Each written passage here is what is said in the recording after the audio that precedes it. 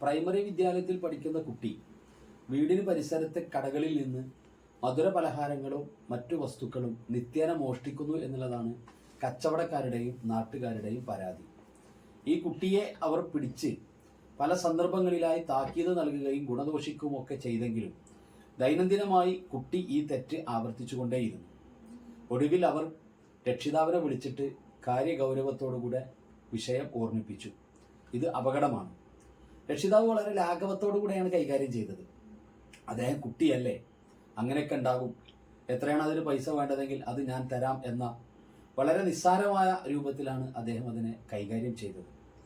പക്ഷേ കുട്ടിയുടെ ഈ മോഷണം ഇതിൻ്റെ പേരിലൊന്നും നിർത്താൻ കഴിഞ്ഞില്ല. അത് ദൈനംദിനമായി തുടർന്നു വന്നു.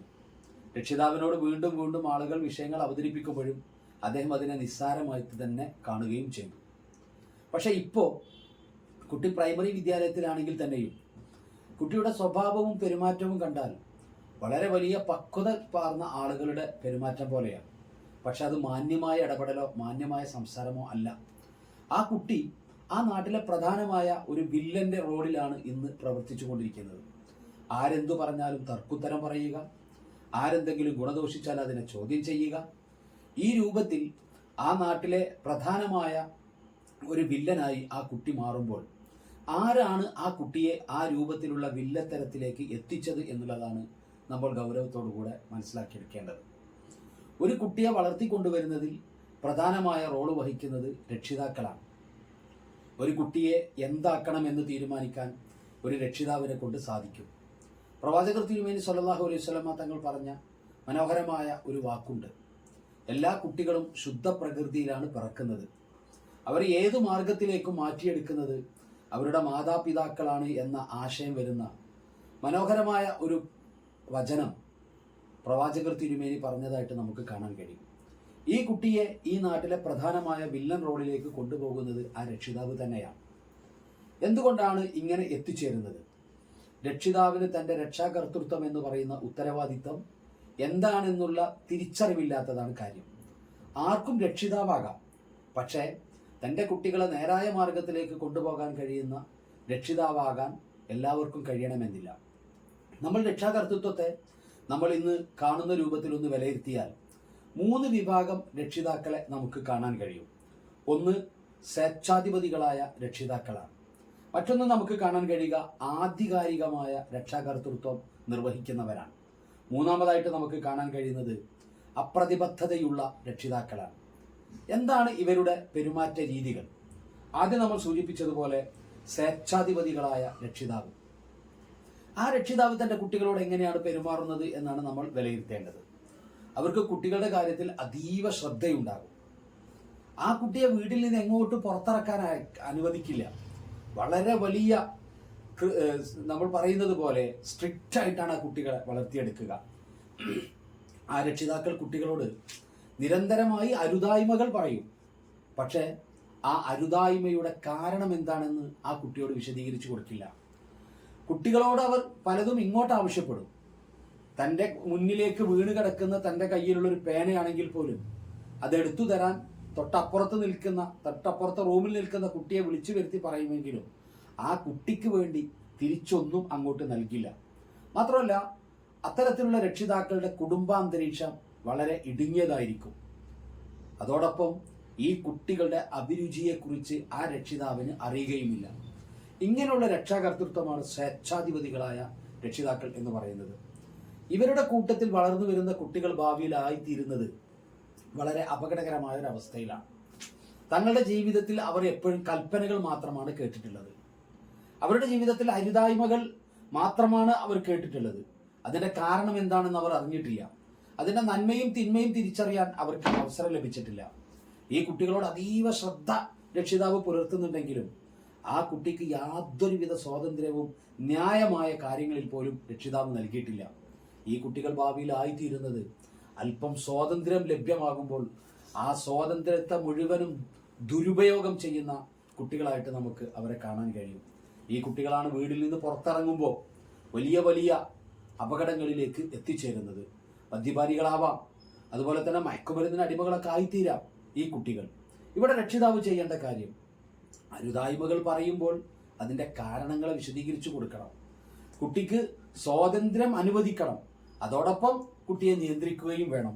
അതുപോലെ തന്നെ വിശാലമായ കുടുംബാന്തരീക്ഷം ഉണ്ടാക്കി കൊടുക്കണം. ഇങ്ങനെയാണ് യഥാർത്ഥ രക്ഷാകർതൃത്വം അവിടെ നിർവഹിക്കപ്പെടേണ്ടത്.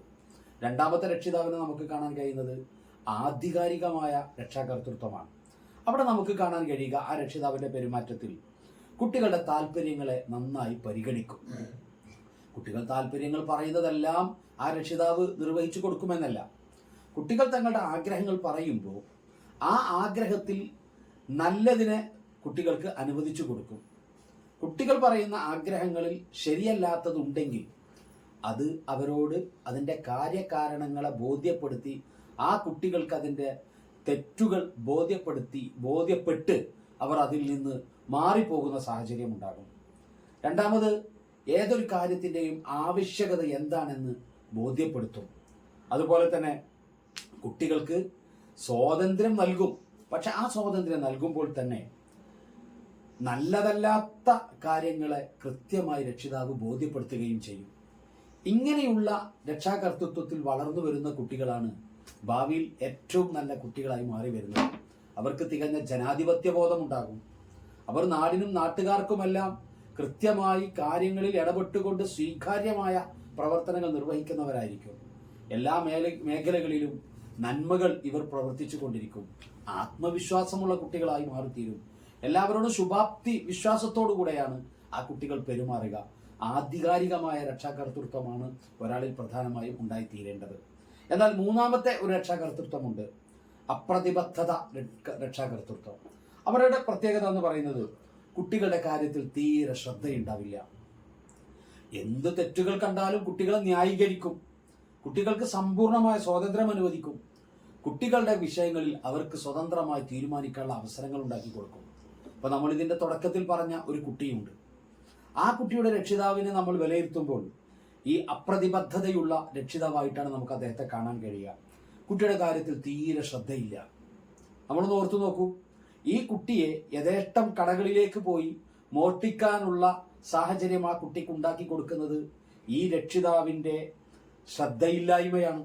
തൻ്റെ കുട്ടി എപ്പോഴാണ് വീട്ടിൽ നിന്ന് പോകുന്നത്, എപ്പോഴാണ് തിരിച്ചു വരുന്നത്, എന്തിനാണ് പോകുന്നത്, ഇതൊരു രക്ഷിതാവ് അന്വേഷിക്കുമ്പോഴാണ് അദ്ദേഹം ആധികാരികമായ രക്ഷിതാവാകുന്നത്. ഇത് അന്വേഷിക്കാതിരിക്കുമ്പോഴാണ് അദ്ദേഹം കുട്ടിയോട് പ്രതിബദ്ധതയില്ലാത്ത രക്ഷിതാവായി മാറുന്നത്. അപ്പോൾ കുട്ടിക്ക് വീട്ടിലേക്ക് യഥേഷ്ടം വരാം, യഥേഷ്ടം പോകാം, എന്തു കാര്യങ്ങളും ചെയ്യാം. ഈ രൂപത്തിൽ എത്തിക്കഴിഞ്ഞാൽ ഈ കുട്ടി വലിയ അപകടത്തിലേക്കാണ് ചെന്ന് ചേരുന്നത്. അതോടൊപ്പം തന്നെ നമ്മൾ സൂചിപ്പിച്ചു, ആ കുട്ടിയെ ന്യായീകരിക്കും. നിങ്ങൾ ഓർത്തു നോക്കൂ, ആ കടകളിൽ നിന്ന് ഈ വസ്തുക്കൾ മോഷ്ടിച്ചപ്പോൾ അവിടെയുള്ള ആളുകൾ പറഞ്ഞു കുട്ടിയുടെ മോഷണത്തെക്കുറിച്ച്. രക്ഷിതാവ് വളരെ നിസ്സാരമായിട്ട് അതിനെ ന്യായീകരിക്കുകയാണ് ചെയ്തത്. കുട്ടിയല്ലേ, അതിന് ഞാൻ അതിൻ്റെ പണം തന്നാൽ പോരെ. എത്ര നിസ്സാരമായിട്ടാണ് അദ്ദേഹം അതിനെ ന്യായീകരിച്ചത്. എന്നാൽ അദ്ദേഹം നിർവഹിക്കേണ്ടത് എന്തായിരുന്നു? മോനെ, നീ ചെയ്യുന്നത് തെറ്റാണ്, അത് ശരിയല്ലെന്ന് കൃത്യമായി അവനെ ബോധ്യപ്പെടുത്തുന്നതിന് പകരം കുട്ടി കേൾക്കെ അതിനെ ന്യായീകരിക്കുമ്പോഴാണ് വീണ്ടും വീണ്ടും ആ കുട്ടി ഈ മോഷണത്തിലേക്ക് എത്തിച്ചേരുന്നത്.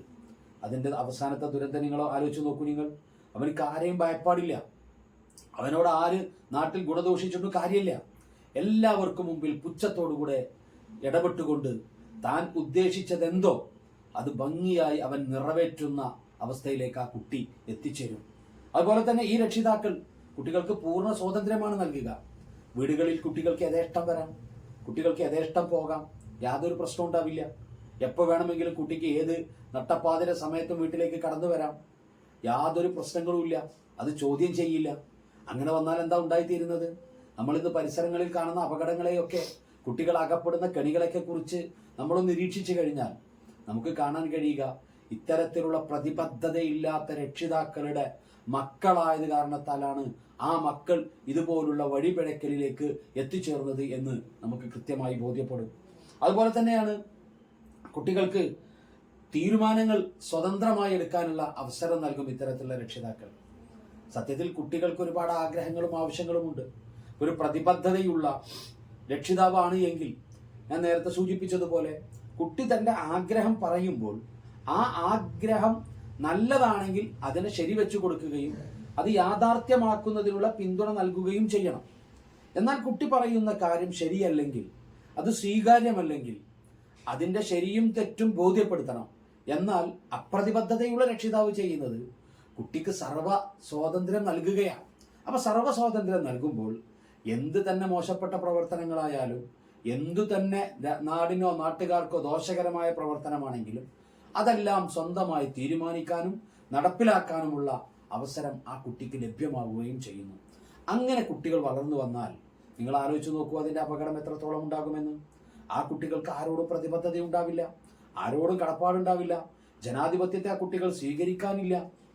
അവർ എന്താണോ ആഗ്രഹിക്കുന്നതെങ്കിൽ അതാരിൽ നിന്നാണെങ്കിലും അവർ നേടിയെടുക്കും. അവരാണ് ഏറ്റവും വലിയ കൊള്ളക്കാരും അതുപോലെ തന്നെ ഏറ്റവും വലിയ മോഷ്ടാക്കളുമൊക്കെയായി മാറിത്തീരുന്നത് എന്ന് നമ്മൾ ഗൗരവത്തോടു കൂടെ മനസ്സിലാക്കിയെടുക്കണം. അപ്പോൾ ഇവിടെ നമ്മൾ ഇപ്പോൾ മനസ്സിലാക്കേണ്ടത്, രക്ഷാകർതൃത്വം എന്ന് പറയുന്നത് നിസ്സാരമായ ഒരു കാര്യമല്ല. രക്ഷിതാവിന് വലിയ റോളുണ്ട് തങ്ങളുടെ കുട്ടികളെ വളർത്തിക്കൊണ്ടുവരുന്നതിൽ. 3 തരത്തിൽ സൂചിപ്പിച്ചതുപോലെ രക്ഷാകർതൃത്വത്തെ കാണാൻ കഴിയും. നമുക്കിവിടെ ആയിത്തീരേണ്ടത് ആധികാരികമായ രക്ഷാകർതൃത്വമാണ്.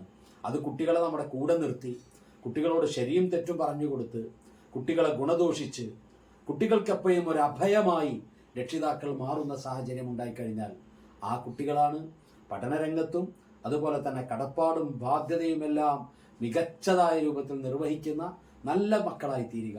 അതിനുള്ള അവസരങ്ങൾ ഉണ്ടാവട്ടെ. അത്തരത്തിലുള്ള രക്ഷിതാക്കളായി മാറാൻ നമുക്ക് സാധ്യമാവട്ടെ എന്ന് ആഗ്രഹിക്കുന്നു, ആശംസിക്കുന്നു.